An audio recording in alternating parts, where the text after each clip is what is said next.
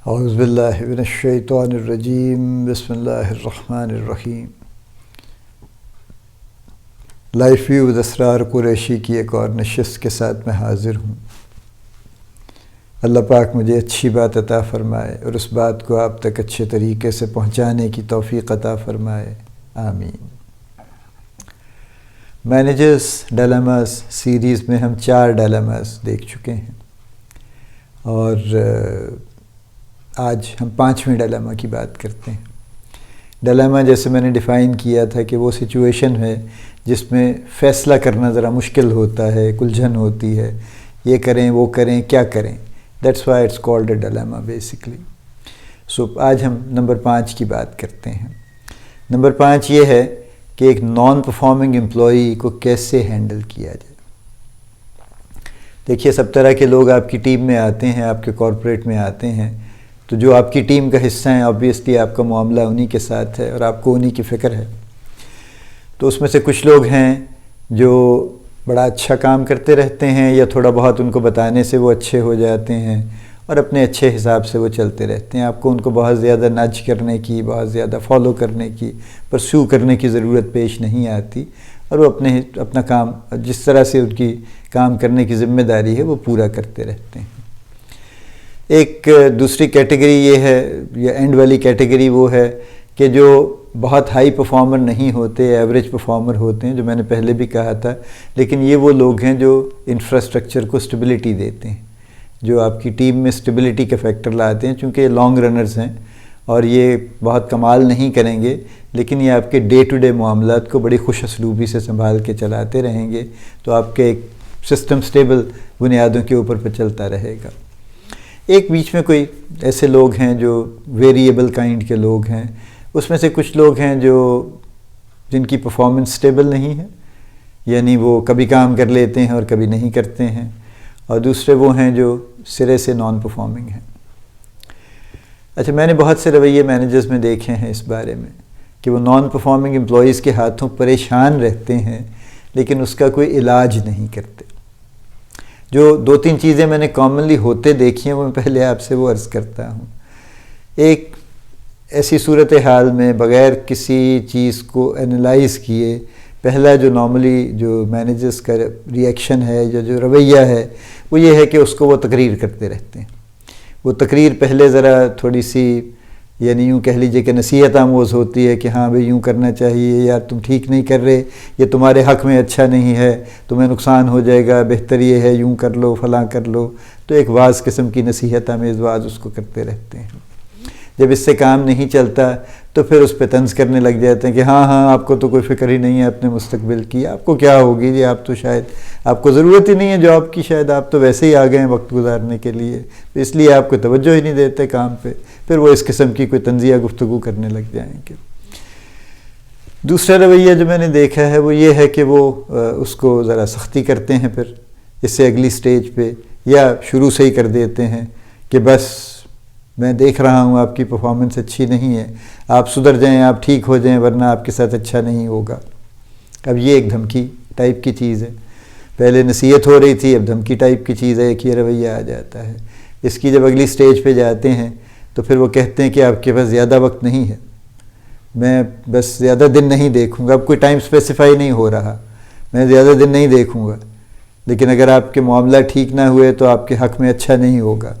اب دھمکی کے وہ ایک طرح سے دھمکی کی شدت کو بڑھانے کی کوشش کر رہے ہیں۔ ایک تیسرا رویہ میں نے دیکھا ہے کہ وہ اس کو کوئی ٹائم کا فیکٹر بیچ میں ڈالتے رہتے ہیں کہ آپ فلاں وقت تک ٹھیک ہو جائیں، آپ اگلے 1 ہفتے میں اپنی چیزیں ٹھیک کر لیں، آپ اگلے 15 دن میں یہ کچھ بنا لیجئے، یہ سارے معاملہ ٹھیک کر لیجئے، ورنہ بڑا مسئلہ ہو جائے گا۔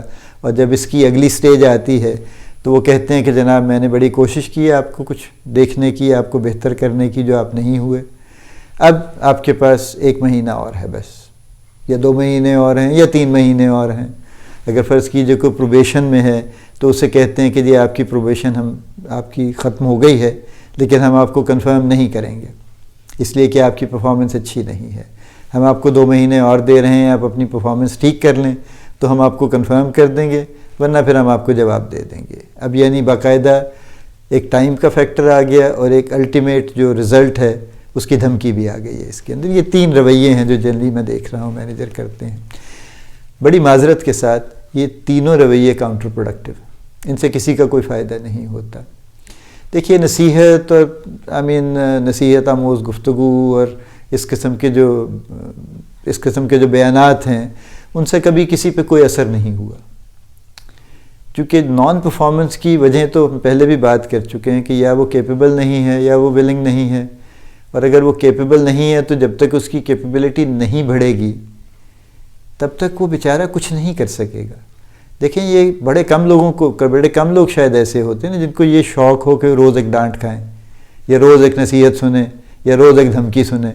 ایسے لوگ تو کم ہی ہوں گے نا.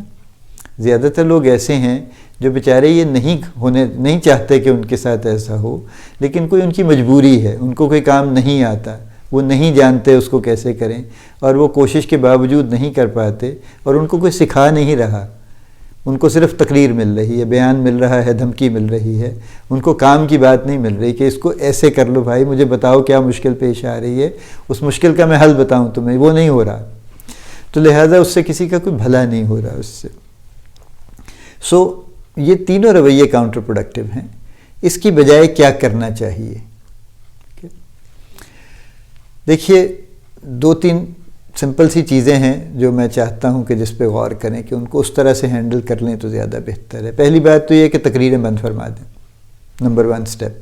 ٹھیک ہے، آبزرو کریں اس کی بجائے، اور بات کو سمجھنے کی کوشش کریں. اپنے طور سے پہلے آبزرویشن کے تھرو سمجھنے کی کوشش کریں کہ کیا پرابلم ہو سکتی ہے اس کی حرکات و سکنات سے، اس کی بات چیت سے، اس کی پارٹیسپیشن سے، اس کے باقی لوگوں کے ساتھ جو انٹریکشن ہے اس سے کیا نظر آتا ہے. اس کے پاس کوئی نالج ہی نہیں ہے، سکلز نہیں ہیں، اس کی ویسے ہی کوئی تھوڑی سی طبیعت میں اس کے کوئی مسئلہ ہے کہ یہ کرنا نہیں چاہتا. یہ کیا ہے؟ پہلے آپ اپنے طور سے کوئی اس کا کلو ڈھونڈنے کی کوشش کیجئے آبزرویشن کے تھرو، لوگوں سے پوچھ کے نہیں. دوسرے سٹیپ میں نمبر 1 اپنی آبزرویشن سے کوئی کلو ڈھونڈنے کی کوشش کیجئے. نمبر 2 پھر آپ کنفرنٹ کیجئے، اس کو بٹھائیے اور اس کو صاف اس سے بات کیجئے کہ بھئی یہ اس طرح کے آپ کے ایشوز ہیں. Now you have to tell me کہ اس کی ریزنز کیا ہیں، یا ہم اس کی ریزنز ایکسپلور کرتے ہیں اکٹھے. پھر اس سے سوال کیجئے، اس سے ایک سیٹ آف کویسچنز اس کے سامنے رکھیے، اس کے جواب اس سے مانگیے، اور ان جوابوں سے تاکہ اس کو بھی کلیئر ہو جائے اور آپ کو بھی کلیئر ہو جائے کہ روٹ کاز کیا ہے، پرابلم کی وجہ کیا ہے، نان پرفارمنس کی ریزن کیا ہے. پہلی آبزرویشن اپنی سے اسیس کرنے کی کوشش کیجئے. دوسرا کنفرنٹ کیجئے اور ڈسکشن کر کے اس سے روٹ کاز نکالیے. اب دونوں صورتوں میں اب آپ کے پاس ایک سالڈ ایویڈنس آ جائے گی کہ پاسبلی روٹ کاز یہ ہے، وجوہات یہ ہیں. تو اب تیسرا سٹیپ یہ ہوگا کہ پھر ان وجوہات کو کریکٹ کرنے کا کوئی بندوبست کیا جائے.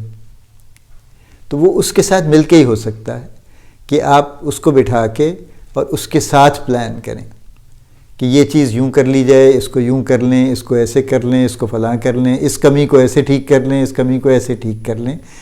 تقریر نہیں ہو رہی ہے، کوئی باقاعدہ کانکریٹ پرٹیکولر سٹیپس طے پا رہے ہیں کہ اگر فرض کیجئے کسی کو پروڈکٹ کی انفارمیشن اس کی کم ہے تو پھر اس کے ساتھ یہ طے پائے گا کہ وہ کتنے سیشنز پروڈکٹ کی انفارمیشن کے بیٹھ کے کس سے حاصل کرے گا اور کہاں سے انفارمیشن لے گا تاکہ اس کی پروڈکٹ کی انفارمیشن بہتر ہو سکے.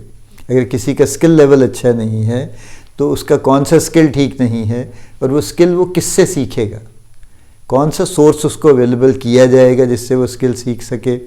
اور پھر یہ پورا پلان یعنی اس کے ساتھ بن جائے کہ جو شارٹ کمنگز ہیں، جو ایسی چیزیں ہیں جو ہینڈی کیپس ہیں اس کے، ان سے نکلنے کے لیے، ان کو ٹھیک کرنے کے لیے کیا طریقہ کار اختیار کیا جائے گا. یہ تیسرا سٹیپ ہے، یعنی ایک باقاعدہ plan proper on paper with time lines کہ یہ اتنے پیریڈ میں یہ ہوگا، اتنا ٹائم اس پہ لگے گا، اتنا اس پہ لگے گا، اتنا اس پہ لگے گا. So you will have a plan and you will have a timeline کہ یہ سٹیپس کیے جائیں گے اور اتنا وقت لگے گا جس میں یہ چیزیں بہتر ہو جائیں گی. تیسرا سٹیپ یہ ہے. اور چوتھا سٹیپ یہ ہے کہ پھر اس کی ایک مانیٹرنگ ہوگی، اور مانیٹرنگ یہی ہوگی کہ جو پلان طے پایا تھا وہ ایکسیکیوٹ ہوا یا نہیں، اس کی رفتار کیا رہی، اور وہ اس کی ایکسیکیوشن کیا رہی، 100% ہو گئی، 100% سے کچھ کم ہوئی یا کیا ہوا. اور اس کے ساتھ ہی پھر یہ ریویو بھی ہوگا کہ اگر وہ ہو گیا، پلان ایکسیکیوٹ ہو گیا، تو اس سے ڈیزائرڈ رزلٹ ملے یا نہیں ملے. یعنی جو اسکل سیکھنا تھا اور جس سورس سے سیکھنا تھا وہ اس نے کر لیا، اس کے ساتھ اس نے 4 مرتبہ سیشن کرنا تھا، 4 مرتبہ سیشن کر لیا، تو کیا اس سے ڈیزائرڈ آؤٹ کم اچیو ہوا یا نہیں ہوا؟ اگر تو ڈیزائرڈ آؤٹ کم اچیو ہو گیا تو سبحان اللہ، بڑی اچھی بات ہے. لیکن اگر نہیں ہوا تو پھر اس کا مطلب یہ ہے کہ یا پلان میں کوئی کمی ہے یا ایکسیکیوشن میں کوئی کمی ہے. تو پھر you have to go back to the drawing board, اور پھر اس کو ٹھیک کرنے کی ضرورت ہے. پھر اس پلان کو دوبارہ سے پھر ریویو کر کے کوئی نیا پلان بنانے کی ضرورت ہے، اور پھر اس کی ایکسیکیوشن کی ضرورت ہے. تو جب تک یہ معاملہ سیدھا نہیں ہوتا تب تک جو سٹیپ 3 اور سٹیپ 4 ہے یہ چلتے رہیں گے. سٹیپ 1 اور 2 تو ایک ہی مرتبہ ہوں گے تفصیل میں، اس کے بعد تو ایک طرح سے آبزرویشن پہ ہی ہوں گے وہ.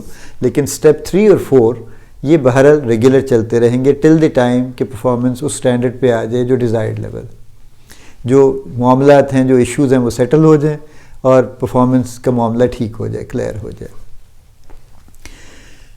4 سٹیپس میں نے عرض کیا ہے. پہلا یہ ہے کہ اپنی آبزرویشن سے اسیس کرنے کی کوشش کیجئے کہ کیا ایشو ہے. دوسرا یہ ہے کہ اس کو کنفرنٹ کیجئے، اس کو بٹھائیے اور اس سے کھلی گفتگو کیجئے کہ یہ ایشو ہے، یہ آپ کا یہ پرابلم چل رہا ہے، یہ آپ کی پرفارمنس جو ہے وہ ٹھیک نہیں ہے، you are not performing to the desired level, اور اس کی وجہ کیا ہے. پھر اس کی وجہ اس کے ساتھ مل کے ایکسپلور کیجئے، اس سے پوچھئے، قریدیے، نکالیے، انویسٹیگیٹ کیجئے.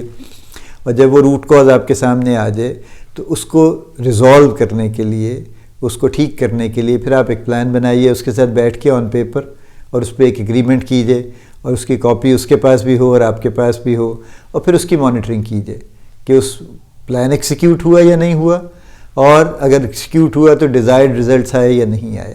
If everything is fine it is fine. اگر نہیں ہے تو پھر آپ کو پلان کو بھی دوبارہ سے دیکھنا پڑے گا، اور پھر اس کو دوبارہ سے مانیٹر کر کے پھر اس کی ایکسیکیوشن سے جو نتیجہ نکل رہا ہے اس کو بھی دیکھنا پڑے گا.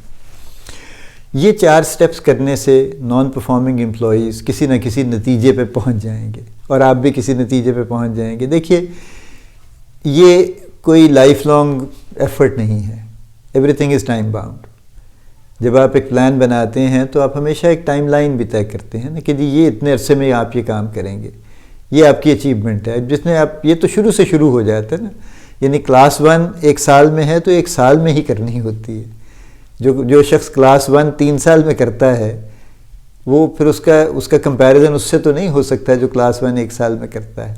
وہاں شاید یہ لگژری ہے کہ آپ ایک کلاس میں 4 سال فیل ہو جائیں، لیکن یہ ساری عمر تو یہ لگژری نہیں ہوتی، اور جابس میں تو نہیں ہوتی کہ میں اس سال بھی پرفارم نہیں کروں گا، میں اگلے سال بھی نہیں کروں گا، میں اس سے اگلے سال بھی نہیں کروں گا، اور پھر میں قائم بھی رہوں گا. آبویسلی ایسا نہیں ہوگا. تو ٹائم باؤنڈ ہے یہ.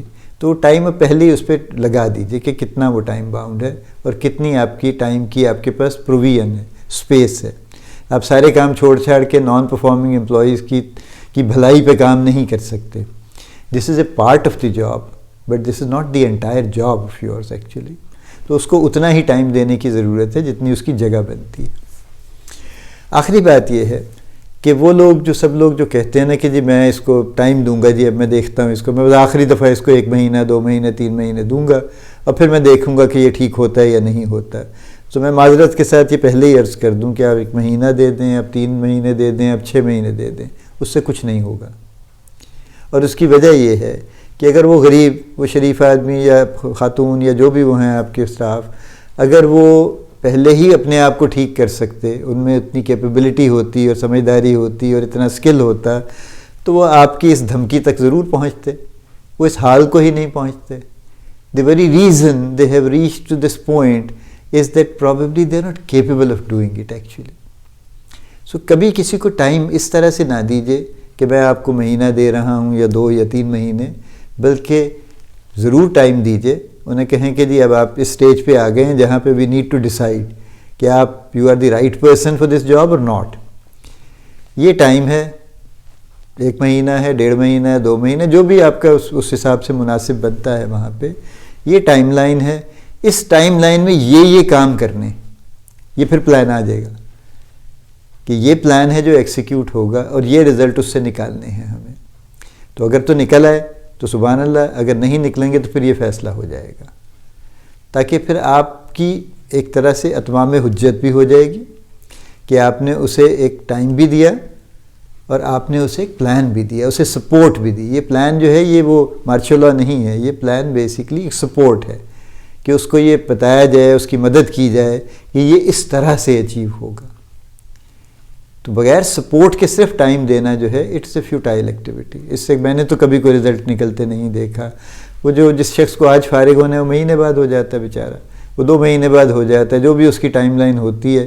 چونکہ ٹائم لائن دینے کے بعد مینیجر صاحب بھی سو جاتے ہیں، جا کے اپنے سونے سے مراد یہ ہے کہ اس کی طرف سے نظریں بند کر لیتے ہیں اور اسے رائٹ آف کر دیتے ہیں پہلے، اور ان کا یہ ہوتا ہے کہ جی ٹھیک ہے کر لے گا تو پھر ٹھیک ہے کر لے، نہیں تو میرے خیال میں تو نہیں کرے گا، یہ میری طرف سے تو یہ فارغ ہی ہے، تو وہ اس کو اسی دن رائٹ آف کر دیتے ہیں جس دن اس کو ٹائم دیتے ہیں۔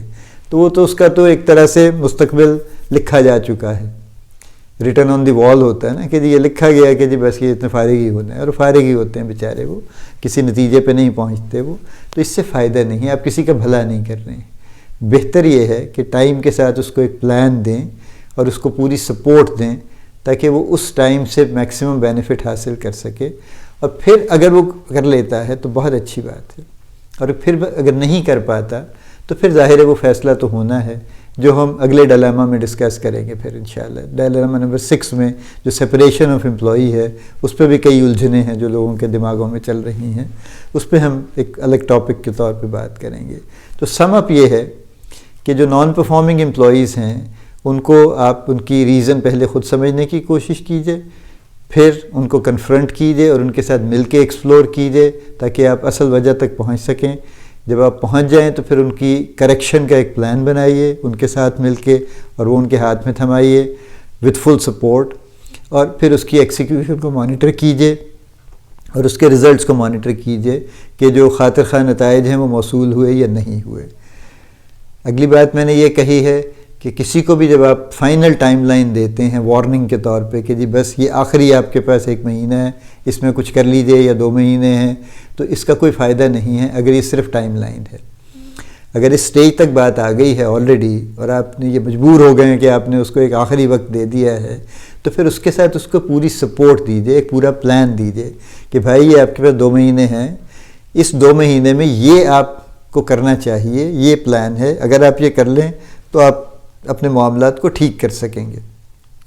اور اس کے بغیر اگر صرف ٹائم لائن دیتے ہیں تو اس سے مقصد حاصل نہیں ہوگا۔ ایک پلان، ایک سپورٹ کے ساتھ اس کو ٹائم دیجئے تاکہ وہ آپ اس کو ایک فیئر اپرچونٹی دے دیں کہ وہ جو کچھ کر سکتا ہے وہ کر لے، اور اگر وہ نہیں کر سکتا تو پھر نہیں کر سکتا، پھر اس کا معاملہ جو ہے وہ پتہ ہی ہے، وہ تو اٹس آلریڈی ڈیسائیڈڈ تھا۔ سو یہ ڈائلیما نمبر 5 جس کی ہم بات کر رہے ہیں کہ جو نان پرفارمنگ امپلائیز ہیں ان کو کیسے ہینڈل کیا جائے۔ اللہ پاک آپ کو بڑی کامیابیاں عطا فرمائے، اللہ پاک آپ کا حامی و ناصر ہو، ہم سب کا حامی و ناصر ہو، آمین۔